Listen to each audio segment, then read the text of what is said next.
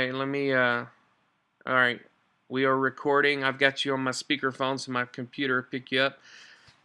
First off, how much weight have you lost? Up to the finale, I lost 222 pounds. I started the ranch at 409. I ended up on the final scale at 187 pounds, 222 down, You ended at what was that? 187? 187. Wow. Wow. So have you reached your goal weight?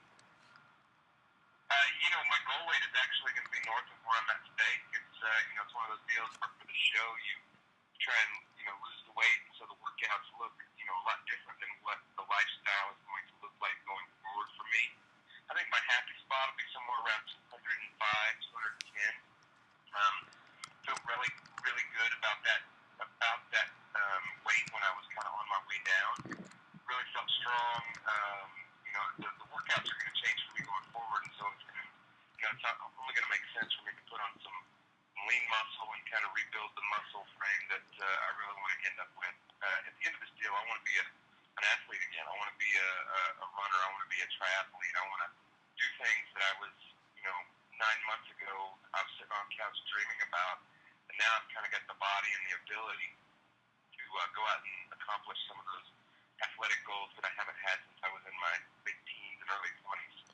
Wow, has it only been 9 months? Yeah, we went onto the ranch. For us, it was end of June, 1st of July. So Wow. for us, it was through February. February 4th was the finale, and here we are going into the late February now and into March.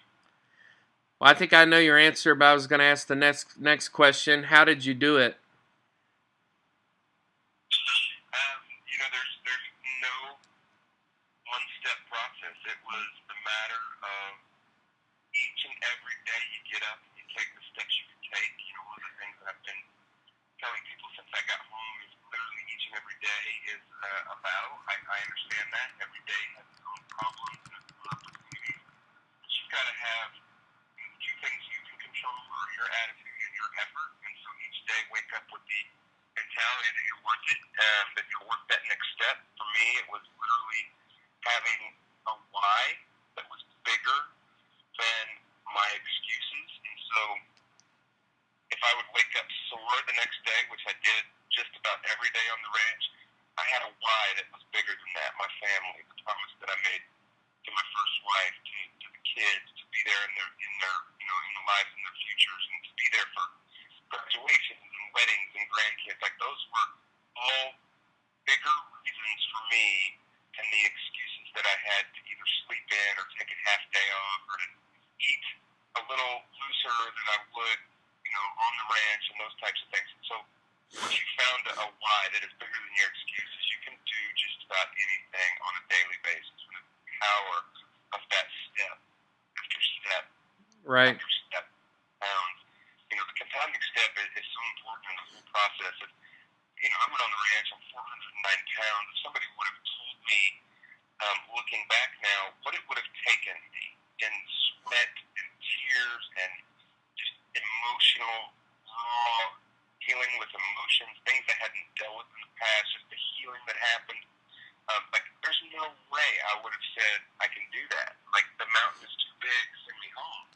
But the reality is that you don't have that one-step process. It didn't take me one step to get there. So it's like, what can I do today?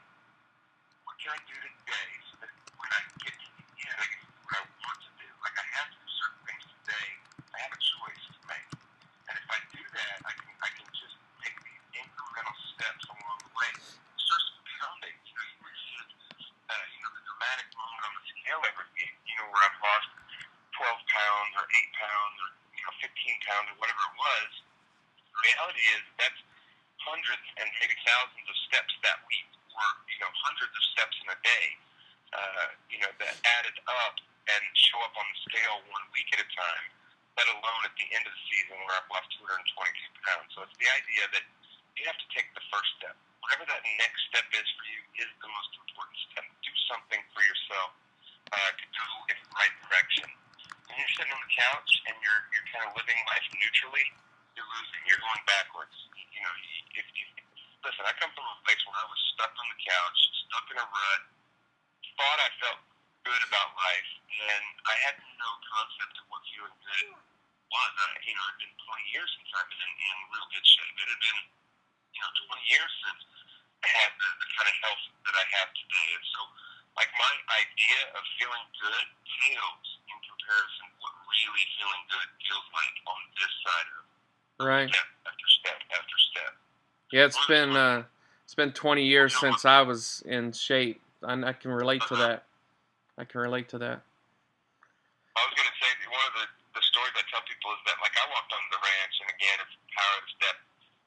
They give us these things to monitor our activity. We wear them 24/7, but one of the things that measures along with calories burned is your step. It's like a pedometer, so it's got literally the steps that you would walk each day, and so you could set goals and daily goals and weekly goals and all that kind of stuff. Well, I set those goals pretty early on, and it was week one, like, I couldn't even walk on the treadmill for more than a few minutes without being winded. I couldn't, like, run on the treadmill week one for more than, like, 20 to 30 seconds without having to jump off. Like, that's where I started.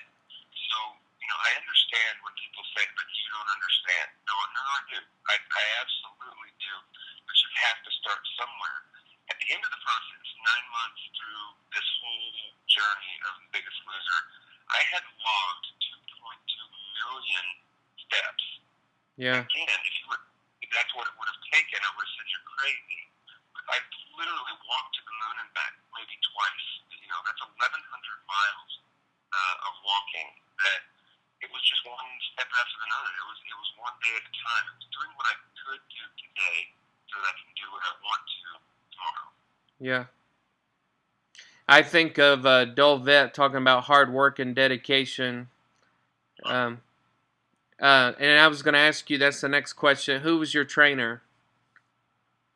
I had the great fortune of getting picked by Dolvet, and I say that because his style, his demeanor, the way his approach to training and really coaching. He's a coach. Like, he is one of the guys that get down in your face and say, David, can you give it to me today?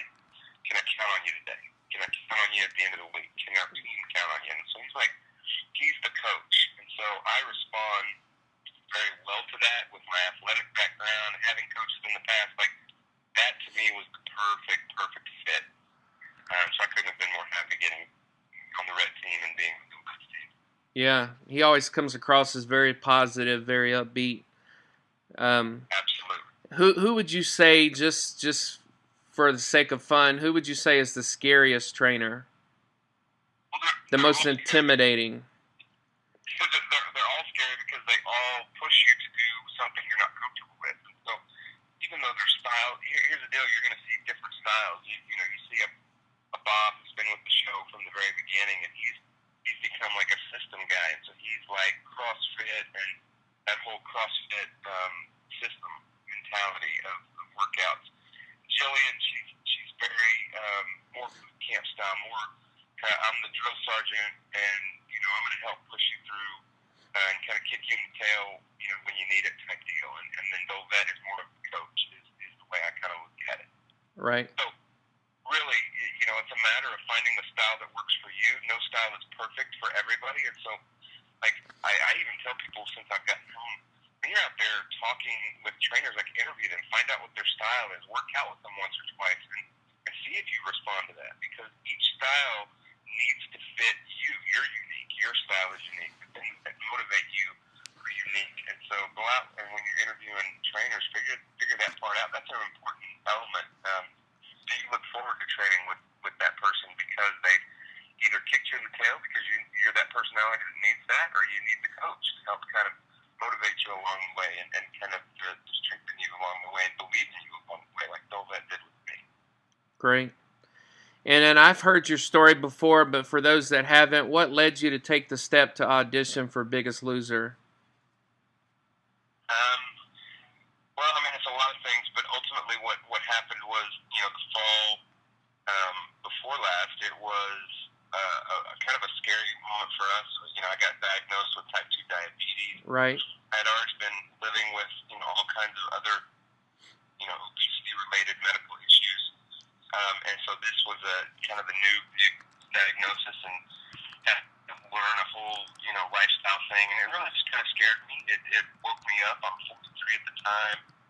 I've got these three women, these three ladies in my life, my daughters that I needed to be there for, and it was kind of this never moment for me. It was a real wake up call, and so literally last fall I even started losing weight. Then I was almost 450 pounds. So I lost almost 40 pounds before I ever made it to the ranch, and so it was just the idea that, man, this is it. Like, this is my last chance. I have to do something now. Like, I can't wait. And I get through the spring, and I've lost 40 pounds, but I plateau. And in my life, over the course of 20 years, that fade that happened, that slow fade that happened for me, I would have seasons of success where I would lose the 40 pounds, but then something would happen. I would plateau. I would lose the momentum, and then before you knew it, I had gained, 50 pounds. And so I did kind of the yo-yo up thing throughout, those 20 years to where I ended up at 400 and almost 50 pounds. So to me, when I plateaued last spring, I was nervous because I had seen what that had done in the past, and I was at the point where, like, I have to do something different than I've ever done, because the stuff I've done in the past has not gotten me over this hump, and I end up worse than when I started. I can't afford to do that. That's kind of the mentality that I have at that point. And so when the Biggest Loser open call happened, I found out about it. It was like just like a social media post of some sort that I hadn't seen, and I decided, you know what, this is a radical step. This is something I would never do in a million years otherwise. Just very intimidated by the whole thing. To be able to share my story with people would be like ridiculous. To be able to take my shirt off and getting on the scale in front of America, like, there's no way. Right. So, but it was, for me, it took all the courage I had at that point to go to this open call. I thought it was going to be a waste of time. I'm number 850 in line. It takes me 4 hours to get through the line. There's literally 1,000 people that go through this process. And you know what? I did it, though. But that was my kind of courageous first step. And I felt like even if I didn't get picked for the show, at least that was a step in the right direction. Maybe I made some connections with a trainer or accountability group or people that I met there that would help inspire me along the way. And so I felt like it was an important step that I had to take. Just be obedient in that first step. And, through that, it was the dominoes kind of started to fall from there. I got called back. I was one of 40 people here out of Oklahoma City that got picked to do a follow-up interview, and that follow-up interview was sent to people out in LA, the executives who looked at the kind of the chunks down video, then they made a decision on kind of from the pool of people across the country to come out to LA and go through the testing and all of their processes. And, eventually I found myself on the ranch because I was willing to take the first step. Right. And just so you know, a lot of these answers will be kind of shorter when I type it out, just because of length's sake. If the interview's too long, people won't read it, and so some of these I'll just have to shorten a bit or summarize. Absolutely. But I believe I met you via Facebook years ago when you were on staff at Life Church. Tell me about that. What did you do there?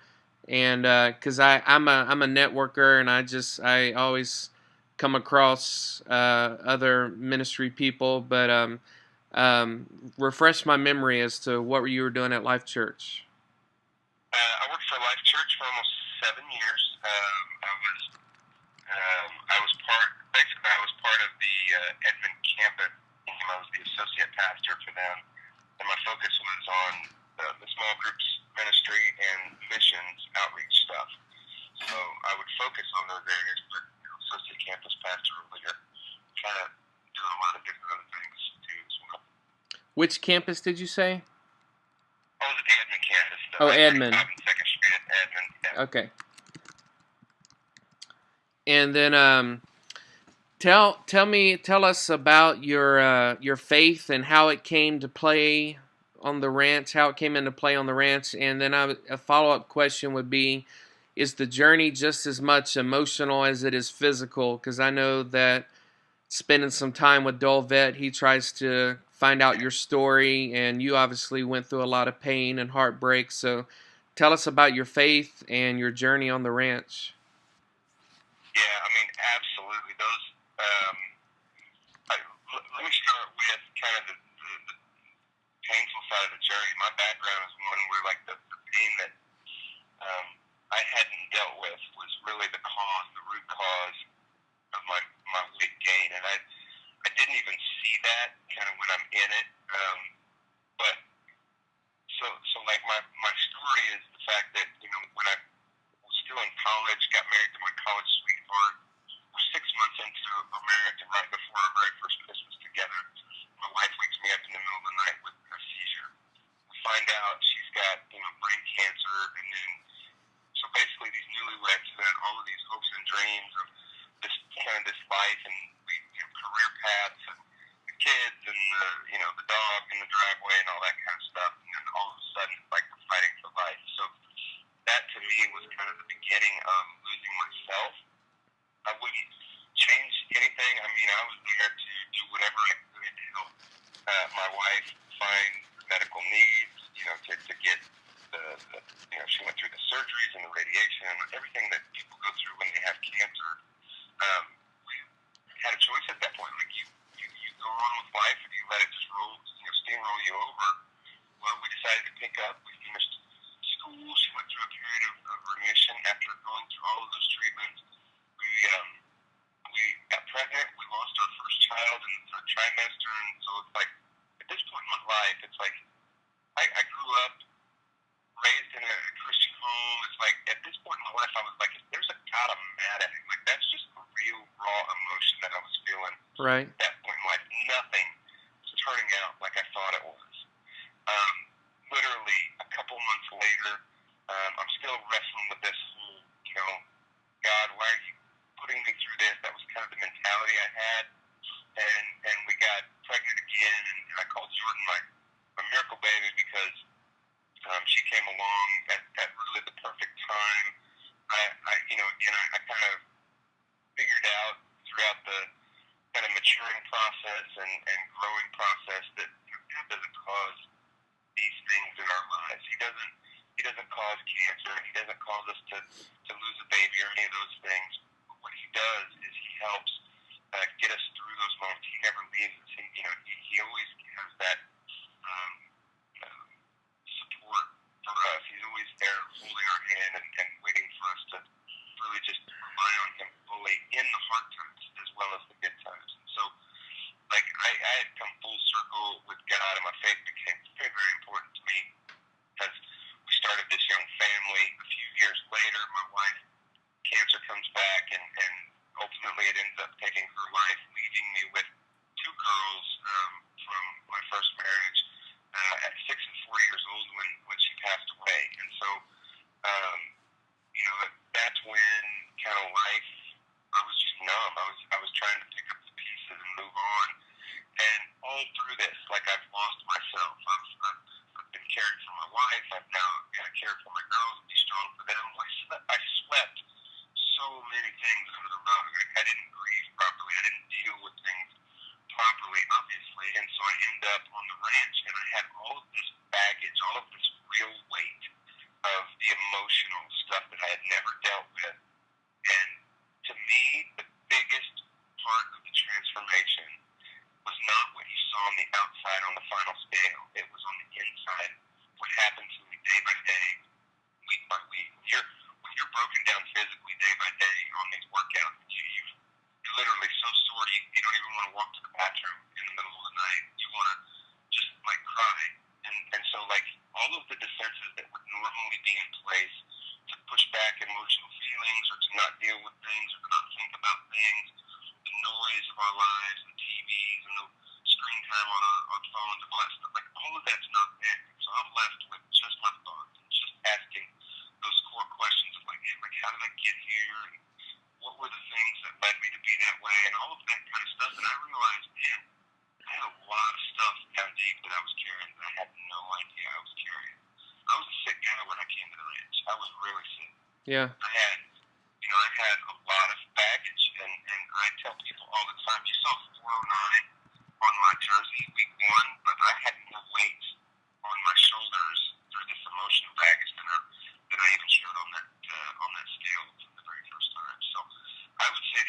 emotional transformation was 100-fold more important than the physical transformation. In fact, if a person doesn't get in touch with the root cause or the issue behind the issue, I don't think a person can have full health, full healing.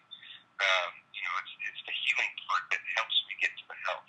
It was, mine is a story of hope, healing, and health, and it's that process that I found so vital to being in a place where I'm the healthiest, both emotionally, spiritually, and in every other way now. That's awesome. Just thinking about your faith again. I'm thinking, like you said, you don't want to get up to go to the bathroom in the middle of the night. You're so sore. Did you have times where you cried out to God? And how was your faith tested when you just wanted to give up and quit or go back to the couch? And this goes along with what was life like on the ranch? The stuff we probably didn't see on the cameras.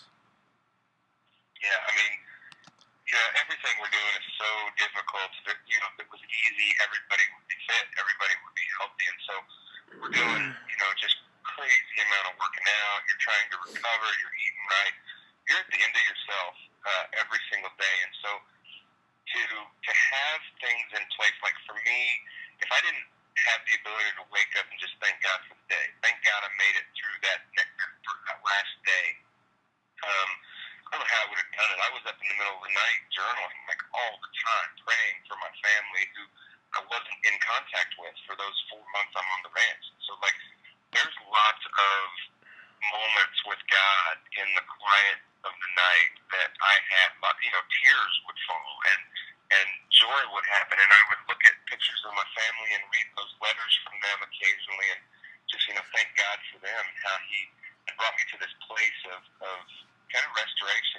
It was this working restoration that was happening both, emotionally and even spiritually in a lot of ways, but certainly physically as well. And so if I didn't have my faith on a daily basis, if I didn't have, my family pushing me forward with their unconditional love and support, I don't know how I would have made it through the day. And I was lucky in the fact that our team, we were all believers, and so we would go in before every big workout and kind of pray together beforehand. We'd go before the weigh-ins and we'd pray together. We'd meet regularly and pray for each other. We'd have, we couldn't lead the ranch, but we had little church services that I would help lead. And so even all 15 of us would be in there and we'd be doing, these little church services throughout the week. So that's awesome. Those are the elements that were very important to me, and seemingly important to everybody there through their journey as well. That's awesome. That's awesome. Did as far as you know, did Dolvet know of your faith and the fact that you had been on staff at a church? Did that ever come into play? I'm just curious. Dolvet certainly is a faith-minded guy, and so that's one of the things that really connected with him. He obviously knew really of my story and kind of how I got there. This was a season of second chances, and so my second chance all kind of ties back to losing my first wife to cancer, right? And trying to pick up the pieces from that. We didn't really ever cross the deal where I told him that I was a pastor in the past, but here's the deal, that's just kind of who I am. I feel like I'm in ministry no matter where I'm at. So right. On the branch, it's that's the ministry of the day. When I'm talking with people, that's the ministry of the moment. And so I know that he recognized those things, and I hope that as people watch the show, even if they didn't, even if I didn't rubber stamp it on my face, I hope they saw that I was living life a little differently than most do, or that I had a story that maybe was a little different, or the way I presented it was a little different than kind of the average guy out there. I really hope that it all reflects back to the strength that I have with my faith in God and just the salvation of Jesus Christ. Awesome. Got I think about 10 more questions, but if we could just if you could just give me some short, quick answers, just for time's sake, just to respect your time and so it doesn't get too long. What was life like with cameras in your face? What's it like to be behind a camera? With cameras everywhere, there's nowhere to hide. It's you have to become really comfortable with the idea that somebody's always watching, somebody's always listening. Literally, we would, the only respite from the cameras was in the bathrooms. Like they have cameras in rooms for even like overnight stuff. So, getting used to the fact that somebody's watching Uh huh. took a minute, but pretty quick you just kind of start to lose sight of that kind of those people around you, and you're there to kind of take care of business, and so you kind of learn to kind of let that stuff fade to the background and do what you got to do. Awesome. What was it like the first time you took your shirt off to weigh in front of the trainers and the TV viewing audience? I know as a big guy, nobody wants to take his shirt off. Listen, I mean, I never wanted to take my shirt off to go swimming, and I have a pool in my backyard surrounded by like a big stockade fence. Like, I didn't even want to take my shirt off for that. Yeah. And here I was taking my shirt off in front of the people in the weigh-in, but more than that, I knew that it was going to go out to millions of people on TV. And really, the one thing that the producers told me from the beginning was, listen, that we understand this is it's a hard thing to do, but what you need to realize is that by the time this airs, you're not going to be this same guy. And it was motivation to me to make sure that that was the case, that when this airs, even though you see me at 409 pounds, I'm no longer at 409 when you see that. And in fact, I think I was already down 100 pounds by the time that aired. Wow. To the public. So, yeah, it was hard watching myself back at 409, and but you know what? People didn't. I was worried about the judgment. I was worried about people just, talking about how crazy out of shape I was and how fat I was and all that stuff. But the reality was, man, people are supportive. People want to see you succeed. They want to see you up on that scale. And when I hit that first weigh-in down 38 pounds in a week, it's like people aren't looking at the shirt off anymore. They're looking at the success of that week, and that we can overcome some crazy obstacles and show up on the scale each week if we really put our minds to it. This is kind of a general question, but I'm curious as to how you would answer it. What was your favorite thing about being on the show as you look back? For me, honestly, the camaraderie, the friendships that I formed. Right. Because, it became a crazy family. We all have in common. We all came there to kind of get our lives back. And so the idea that I have a group of people who have experienced something I've experienced, but that very few other people have. I have this built-in support group going forward, this family that I'm going to be able to count on for forever in this journey. Because even off the ranch, even being where I'm at today, like successful and I made it and all that kind of stuff. But the reality is, every day's a fight. Every day's it's still an issue. If I don't command the day, if I don't have control over my daily agenda with working out, eating right, and have the kind of the right attitude and apply the right effort every day, I can find myself back at 409 again. Right. It's a daily battle, and when we battle in life, like as Christians, I think we have to surround ourselves with these people that are supportive of the cause, bigger than the idea, bigger than ourselves. None of us can fight alone, and that's one of the things I had to learn. I tried to do it all alone, and I needed the help of the ranch, and I needed the help of a trainer, and I needed the help of doctors and nutritionists and all of these professionals that were behind the scenes helping me learn about health again and learn about feeling good again. And as Christians, we isolate far too much. We need the support of other followers in our lives, the voice in our lives.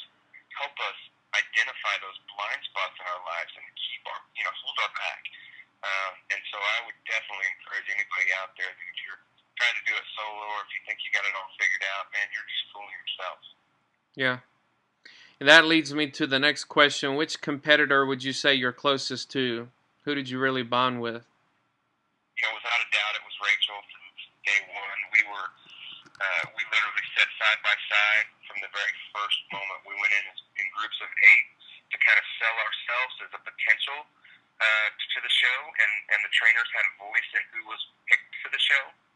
So when I sat down to kind of sell myself 90 seconds, it was one of those deals where like Rachel's to my right and I'm right there. We did that together, and we're all the way through the end. We're on the same team together. We're on the scale 1 and 2 just about every week. We're like number 1 or number 2, Yeah. or number 3. And so like Rachel and I became very close, very friendly and competitive, but competitive in a supportive way. Like we pushed each other to the nth degree, and so I really identified with her as kind of my ranch daughter. I was kind of her ranch dad, and so we kind of had that bond, that relationship all the way throughout. And at the end, here it is, me and Rachel 1-2 again, and I couldn't have been prouder of her and her accomplishments. If I was going to lose to anybody, it was going to be to her. And didn't she almost win every single challenge? I mean, she was quite the competitor.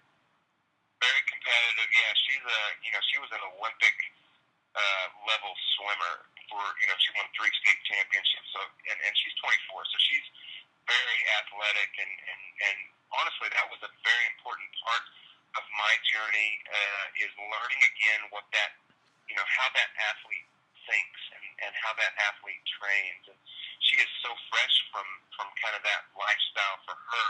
She still thinks that way, and so it clicked in for her immediately, and she started day one kind of re-engaging that athlete.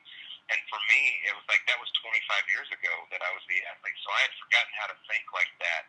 And so she helped push me in just my thought patterns about what it takes to train like a champion, what it takes to push yourself on a daily basis in practice so that you could show up on game day, and for us, that's the scale. And so I learned a lot, kind of relearned a lot from working out with her.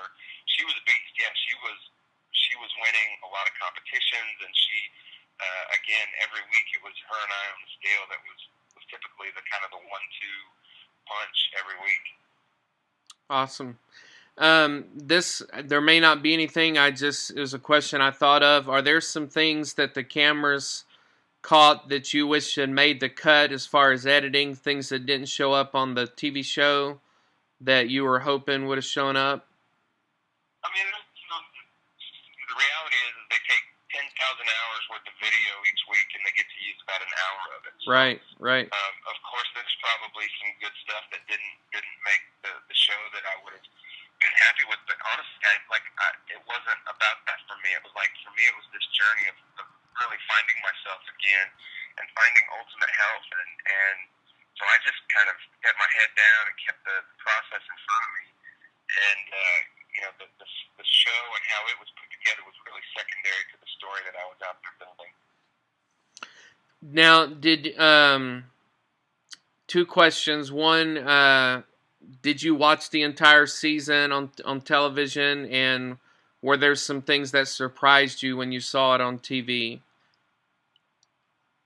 I was able to watch the season. Of course, I was still on the ranch by the time the show aired, so I had to once I made it through kind of the final week on the ranch for us was the end of October, so I think I missed the first 2 or 3 episodes, but got to come home and the family had DVR'd them, and so they were happy to rewatch those things with me. So I did get to see the entire season with them, in fact, which was kind of cool. What was the second part of the question, Greg? Are there some things that surprised you? Maybe an interview with another competitor or something somebody said, something that surprised you when you saw it on TV that maybe you weren't aware was going on or it happened? No, I think in seasons past you probably saw some of that competitive stuff, but we were so close as a group from day one. We really supported each other, and I hope that came through in the show. I wasn't really surprised by anything that aired, anything that was said. I mean, what you see is the authentic, like those are the people. Like they can only put on the show what we give them to put on the show, and so any conversations or any of that stuff, even if it was slightly taken out of context, really you see the heart behind the people along the way. Yeah. One thing I was thinking, what was the name of the guy who was the number 3 in the top 3 with you guys? At the very end, Bobby. Bobby. It was amazing his story of being voted off and then earning his way back on and making it into the finale. I mean, that's pretty impressive. Did that inspire you? For him to have been sent home and come back? Yeah, I mean, I think the way you see, Bobby's journey unfold, where he was sent home 1 week, but literally because of his hard work and dedication, had an opportunity, a second chance to make it back on the ranch, and he earned his way back. And so, he fought each and every week after that and found himself in the finale just like Rachel and I did. And so, I love that Bobby, always put in maximum effort. He showed up at the end, and I think it just shows that you're never out of the game, and that kind of is a metaphor for life. Like, don't think that one moment where you're kind of taken out is the moment that defines you. It's the moment that you get a second chance is the moment that defines you. Have you continued to put in the daily work that will show up on the scale? Like, here's the deal. Like, Greg, everybody wants the end result, but very few people are willing to do the work that it takes to get the end result. Right. And so what in Bobby's story is that he went home and continued to work. He wasn't promised a chance to come back. He went home and did what he needed to do, and he got that opportunity. I think we always seem to get the opportunities we're ready for in life. And so, it's like, what opportunity are you ready for in life if you're not doing the stuff that nobody sees? If I didn't work out off camera 5-6 hours a day, you wouldn't see on camera me losing 38 pounds in a week. Right. It's the stuff you do daily behind the scenes, off camera, without other people noticing, that is going to show up in the big results that you really want. That's awesome. So after you made the final 3, how long were you at home? We came home end of October, and we were in the finale. The live finale was February 4th, so I guess we were home, was that 3 months, 3.5 months, something like that? Okay. Let me just type that up. 3.5 months. So what was your strategy leading up to the finale when you were on your own and you didn't have Dolvet? Well, I mean, I always had access to every resource that I had on the ranch, so I was a phone call away or a Skype call away from all those guys. In fact, Dolvet helped me put together my daily plan or my weekly plan. I would check in with him all the time about where I was at with my training or, calories or weight or any of that kind of stuff. The show put together, these conference calls weekly where we would check in with each other, help support each other.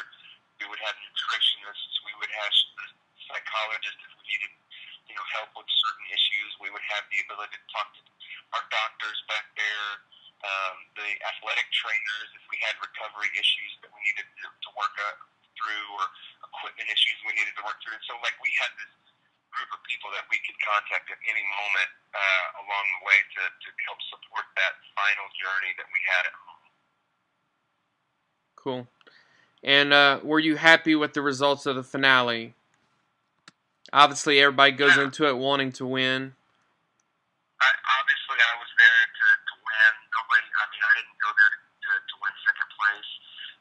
At the end of the day, though, I gave it my all. I didn't take a day off. I never took a day off from the first day I stepped on the ranch. And so I have such great, I'm happy with the effort that I put in. I couldn't have done any more than I did. I literally feel like I left it all on the table.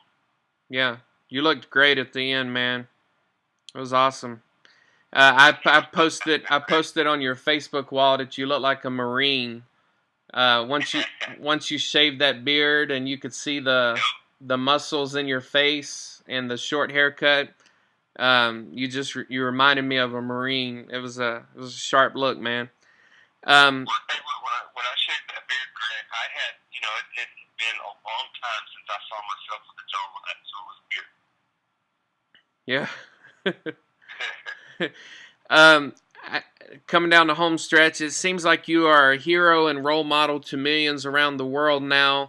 What is that like, and do you feel unusual pressure to keep the weight off? And I equate it to kind of like if Jared at Subway, what would happen if Jared were to gain all his weight back? What would that do to Right. Subway?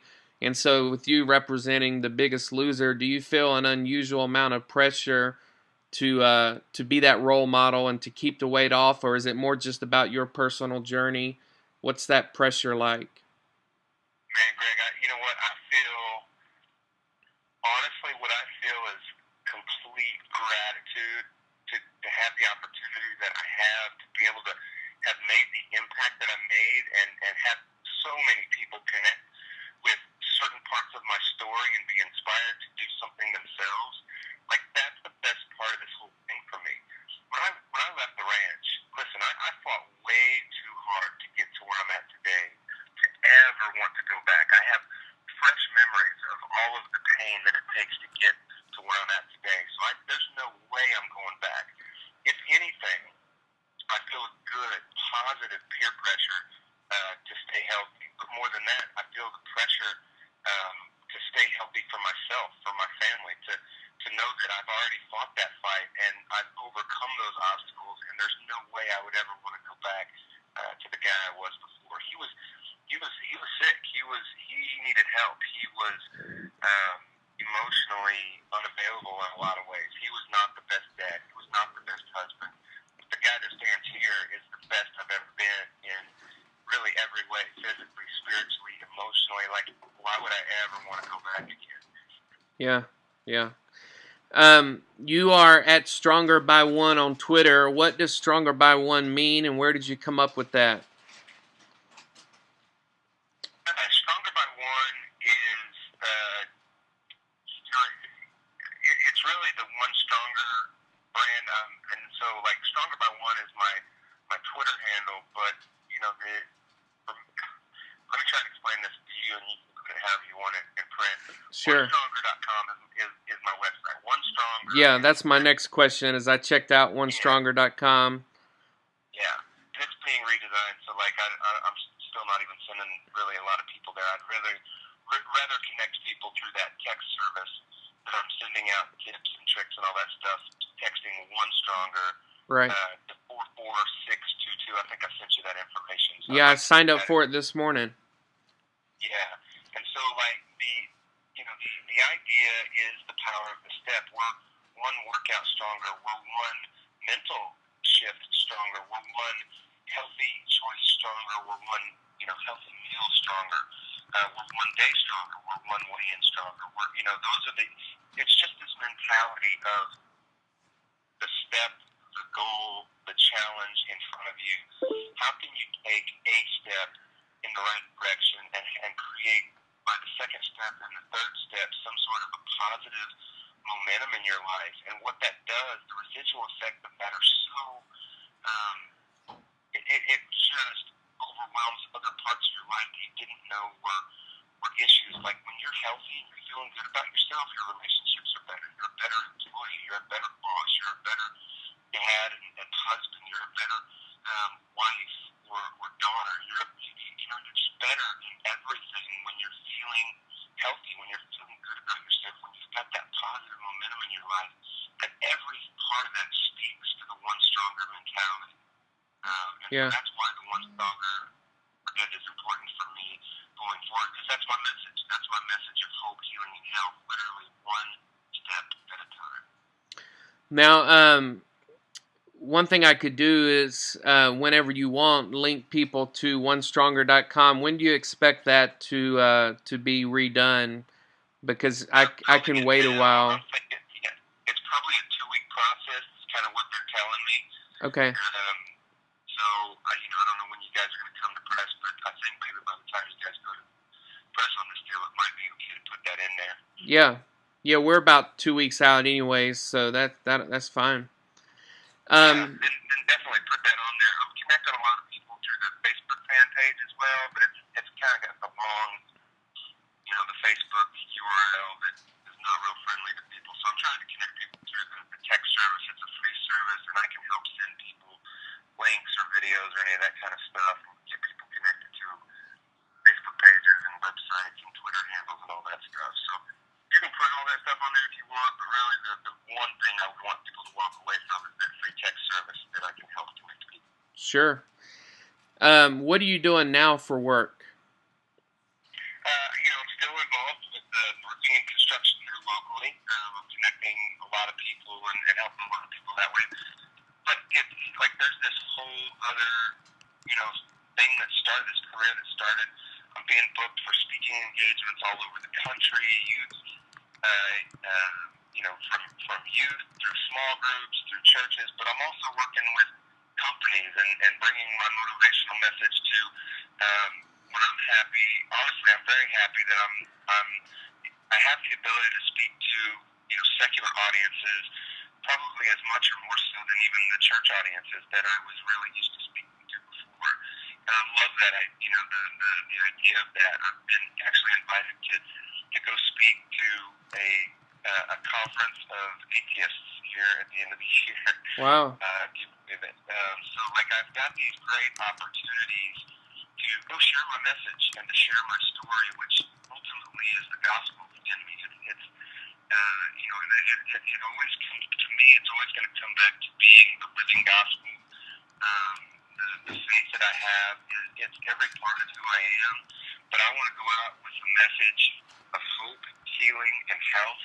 And if that connects people back to the source of those things in me, all the glory God Himself. Awesome. And this goes along with the next question. I noticed that you were reading Platform by Michael Hyatt, which is a book I love, and I was going to ask, how do you want to use your platform now? And I wrote down hope, healing, and health. Is that kind of your message? That is my message. Yep, that's exactly what I want to help people realize is that with just a little bit of hope and the ability to find healing with whatever the root cause of the issue was and really kind of dig into that side of it, the hope that comes out on the other side is much more than physical health. It's much more than mental health. There's so many components that are regarding the healing in our lives that will help us with our ultimate health. And then last question, I hear you're writing a book. Tell us about it. Yeah, I'm writing, actually I've got a couple of books that I'm writing simultaneously, and they speak to my story, my life story. They speak to my journey up and through, going through The Biggest Loser and on the ranch, and the lessons that I learned week by week there. The things that I found to be indispensable in kind of finding yourself again. I'm getting ready to have to hit the road. I've got a lunch appointment here that I got to be able to drive to. So I'm gonna have to wrap this up really, really, really quick here. But the story of my life and really kind of this journey of hope, healing, and health that I found through the 15 weeks on the ranch and what I learned week by week there. Awesome. Well, we will wait for your new website to go live, and then point people to it, and because we're digital and people can just click on the link. And is there anything else at all that you want me to add? I've got the text number. Anything else you want us to cover or mention to people? You know what? I don't think so. I mean, I just hope that people get beyond a step. The feeling of inspiration is one of the things I was going to tell you, kind of off air or whatever, was that I was one of those guys that would watch the show every year, and I would be inspired by people, and I would be inspired in the moment, but ultimately that never led to the lasting change. And so what I would encourage people with is quit being inspired and stopping that. If the inspiration doesn't turn to some sort of an action, if it doesn't turn to some sort of a goal, then really what's it matter? If all you guys got was inspiration from me this year, but it didn't affect you to get off the couch, then I wasted, my story was wasted on you. Right. And I don't want that to sound arrogant or whatever, but I was that guy. The stories of inspiration, the way these people put themselves out there year after year after year on the show impacted me on an emotional level, impacted me and inspired me in the moment, but it didn't turn into a lasting change. And that's the thing, like, I really want people to be challenged beyond being inspired, to take a step each and every day. And if they need daily inspiration, man, go to my text deal. Good, get the updates through the text messages. I'm going to be motivating you throughout the way. But more than that, like, just be responsible for taking the right steps and be a motivation to others, be an inspiration to others, because you're actually following through on the way you are inspired. That's awesome. Well, David, thank you for your time, man. God bless you. And I look forward to talking to you in the future, man. Sorry I got to run here, but and enjoy talking.